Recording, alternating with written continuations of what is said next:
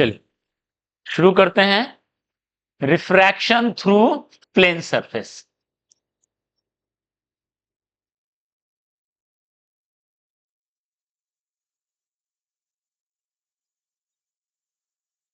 ठीक है,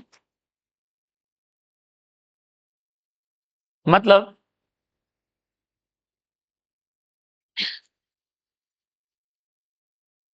ये मीडियम 1 है, ये मीडियम 2, 1 से 2 में जा रहा है।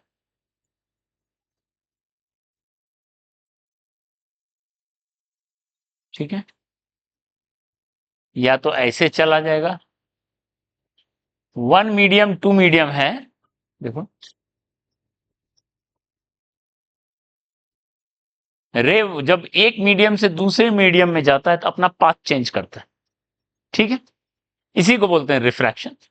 दो ट्रांसपेरेंट मीडियम, ये उसका इंटरफेस है, ये नॉर्मल है जहां पे इंटरफेस पे नॉर्मल। ओके, 1 मीडियम है, इसमें θ1 एंगल पे आया, 2 मीडियम में θ2 एंगल पे गया।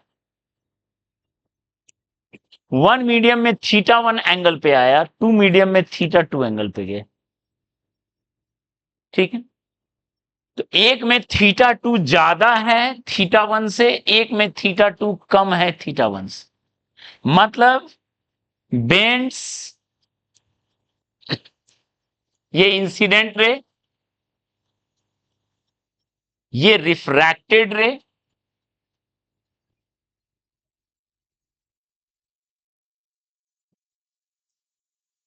ठीक है, तो इसमें बेंड्स अवे फ्रॉम नॉर्मल, एक में नॉर्मल से दूर भाग गया, क्योंकि जो ओरिजिनल रास्ता ये था उससे दूर भाग गया। देखो ये है डेविएशन, ओरिजिनल रास्ता से कितना भाग गया।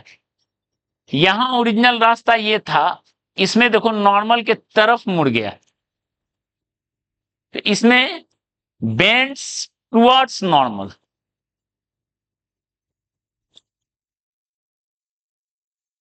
ठीक है, तो ये जज कैसे करेंगे ये रिफ्रैक्शन के लिए। ओके, तो एक प्रॉपर्टी हम लोग जान रहे हैं, रिफ्रैक्टिव इंडेक्स ऑफ मीडियम, कोई भी मीडियम का रिफ्रैक्टिव इंडेक्स एन। इसको हम लोग वेव चैप्टर में भी पढ़ चुके हैं, पहले भी जानते हैं। Speed of light in vacuum by speed in that medium, c by b. ठीक है,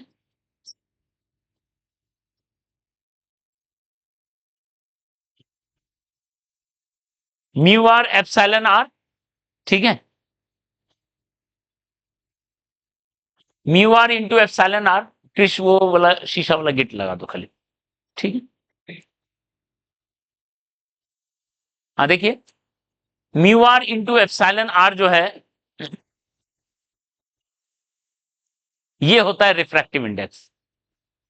और रिफ्रैक्टिव इंडेक्स डिटरमाइन करता है कि वो बेंड होगा नॉर्मल की तरफ या दूर होगा नॉर्मल से। ठीक है, तो कैसे जज करेंगे, ये रिफ्रैक्टिव इंडेक्स है। ओके, तो इसका 1 मीडियम का रिफ्रैक्टिव इंडेक्स n1, 2 मीडियम का रिफ्रैक्टिव इंडेक्स n2। ठीक है, 1 मीडियम का n1 refractive index, 2 medium n2। Okay, तो लॉ ऑफ रिफ्रैक्शन लगाते हैं।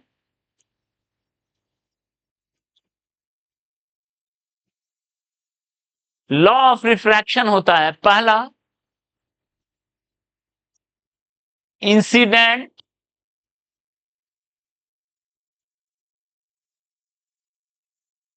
लाई इन अ प्लेन, एक प्लेन में लाई करेगा। ठीक है, एक प्लेन में लाई करेगा। इस प्रॉपर्टी पे ज्यादा क्वेश्चन नहीं रहता है, पर जेई एडवांस में इस प्रॉपर्टी पर रहता है क्वेश्चन, और आया है, वो करवाएंगे। ठीक है, देखो सेकेंड प्रॉपर्टी, सेकेंड प्रॉपर्टी जो है उसको बोलते हैं स्नेल्स लॉ।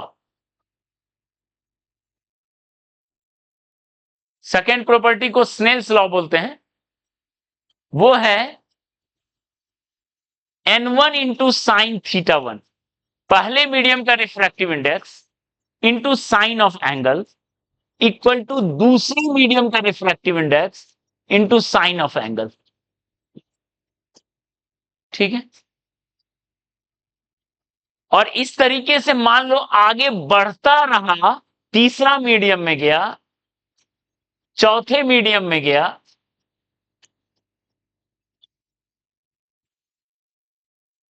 यानी कोई रे इस तरीके से चला, यहां मुड़ा, फिर आगे मुड़ा, फिर इस तरीके से और मुड़ रहा है,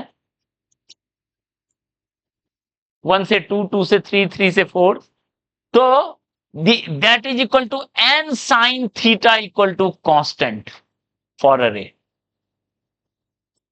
एक रे के लिए वो चीज क्या होगा? कांस्टेंट होगा, N into sine theta.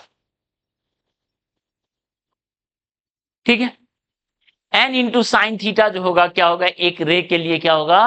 Constant होगा। ओके, ये बहुत इंपॉर्टेंट प्रॉपर्टी है। तो अगर हम 1 से 2 इसमें देखें तो यहीं से जज कर लेंगे कब नॉर्मल के तरफ जाएगा या नॉर्मल से दूर जाएगा। तो देखो, पहला केस में अगर थीटा 2 ज्यादा है थीटा 1 से, थीटा 2 ज्यादा है थीटा 1 से, इसका मतलब साइन थीटा 2 ज्यादा होगा साइन थीटा 1 से। ओके ओके, साइन थीटा 2 ज्यादा होगा साइन थीटा 1 से। एन साइन थीटा है, अगर साइन थीटा 2 ज्यादा है मतलब n2 कम होगा n1 से, यानी इस केस में 2 का रिफ्रैक्टिव इंडेक्स 1 से कम होगा। ठीक है, और जिसका रिफ्रैक्टिव इंडेक्स कम होता है उसको बोलते हैं रेयरर मीडियम, और जिसका ज्यादा होता है उसको डेंसर मीडियम। मतलब rays travel from denser to rarer, तो डेंसर टू रेयरर गया तो नॉर्मल से दूर भाग जाता है। ठीक है, और अगर थीटा 2 कम है थीटा 1 से, साइन थीटा 2 कम है साइन थीटा 1 से, इसका मतलब n2 ज्यादा होगा n1 से। दो चीज का प्रोडक्ट कांस्टेंट है। ठीक है, n2 ज्यादा होगा n1 से, इसका मतलब इसका रिफ्रैक्टिव इंडेक्स ज्यादा है, इसका कम है। ठीक है, पटाखा रख दो बैग के अंदर। ठीक है, गलत बात है, ये तुम्हारा स्कूल नहीं है। नहीं, तुम जहां करना है करो, यहां नहीं कर सकते हो, हम क्लास से बाहर भगा देंगे और तुरंत गार्जियन को कॉल भी कर देंगे। ठीक है, गलत बात है, ये मौज मस्ती करने का जगह नहीं है, प्लीज। ठीक है, यहां पढ़ाई होता है, सीरियस पढ़ाई होता है, मेरी बात सुन लो, एकदम नहीं ये बर्दाश्त करेंगे हम। तुमको नहीं लिखना हो मत लिखो, नहीं पढ़ना हो मत पढ़ो, लेकिन ये हरकत नहीं।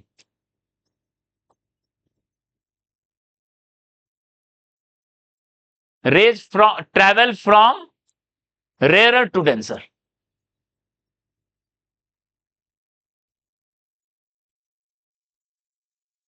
ठीक है, रेयरर टू डेंसर गया तो नॉर्मल की तरफ चला जाएगा, अदरवाइज नॉर्मल से दूर भाग जाएगा। और जब थीटा 1 0 होगा, नॉर्मल के अलोंग आएगा, तो वो भी नॉर्मल के अलोंग ही चलेगा, थीटा 2 0। ठीक है, मतलब इफ गोज अलोंग नॉर्मल, ठीक है, इट पासेस अनडेविएटेड।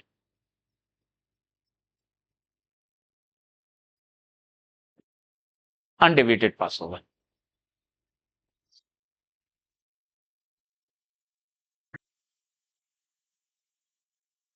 यानी अगर सीधा नॉर्मल के लॉन्ग गया तो नॉर्मल के लॉन्ग। ठीक है, ये पूरी कहानी है रिफ्रैक्शन की, n sine theta equal to constant. Okay, clear है? इस पे कुछ कुछ पॉइंट बनता है क्वेश्चन का, स्कूल लेवल में भी, कंपटीशन लेवल में भी। ओके, ठीक है, ओके। तो पहला हम पॉइंट एक कंपटीशन लेवल से ही शुरू करते हैं। जो कि अभी हम लेंगे क्वेश्चन करने में, देंगे तुम लोग को करने को। कंपटीशन लेवल में क्या बनता है, फिर स्कूल लेवल का 2 क्वेश्चन लेंगे, स्कूल लेवल कंपटीशन लेवल का, ये कंपटीशन में आता है। ठीक है, ओके। बहुत बार आया है, 99 में आया, 2011 में आया, हर बार आता है। क्या है, देखो अभी हमने जाना, मान लो ऐसे आया रे, ध्यान दो, और ऐसे चला गया, किसी ऐसे चला गया। ठीक है, ओके। ये डायरेक्शन है, या ऐसे आया, मान लेते हैं ऐसे आया ऐसे चला गया, कैसे भी हो सकता है, ये इंटरफेस है। देखो तो क्या क्वेश्चन बनता है, ध्यान दे दो क्वेश्चन का पैटर्न। इसका एक एलोंग वेक्टर ए, मान लो ए वेक्टर के एलोंग है ये इंसिडेंट,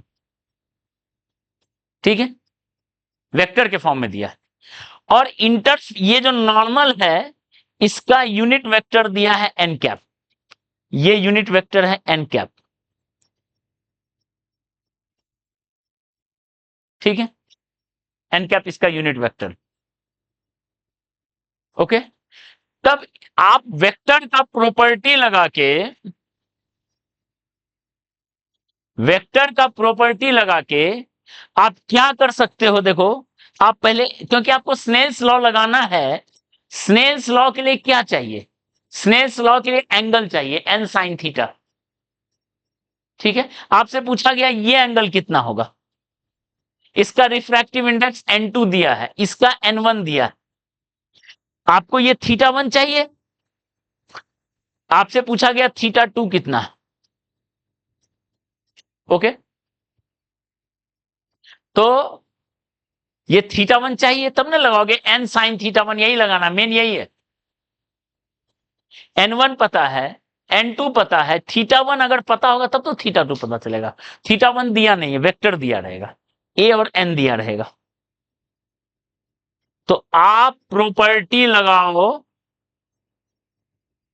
इन दोनों के बीच का एंगल, ठीक है, cos θ1 डॉट प्रोडक्ट, दो वेक्टर के बीच का एंगल कैसे निकालते हैं, डॉट प्रोडक्ट, ए का ए डॉट एन बाय ए का मैग्नीट्यूड, एन का मैग्नीट्यूड तो 1 होता है, इससे आप θ1 निकाल लो, और θ1 से फिर θ2।